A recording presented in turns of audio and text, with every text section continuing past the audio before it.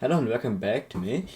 Today I'm gonna teach you how to get basic input from your keyboard in C++. Because if you want to make a program like a server for a game with no user interface, for example, you need to add some input so the user can control the server. So let's begin. Step 1. Make a new file and write #include iostream like in the other videos.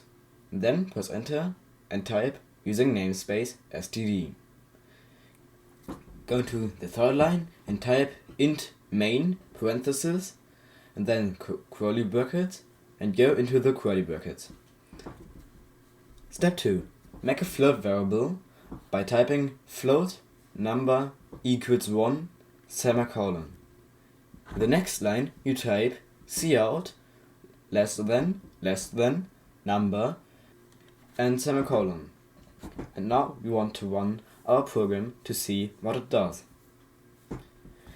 So when we run our code, we see that it displays 1. But we don't want it to always display 1, so we go on to the next step. Step 3. Now we go at the end of line 4 and hit enter.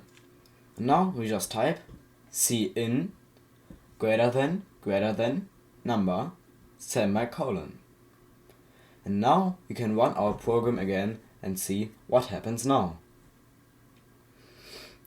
Now we see that nothing happened, so try typing in any number of your choice and press enter.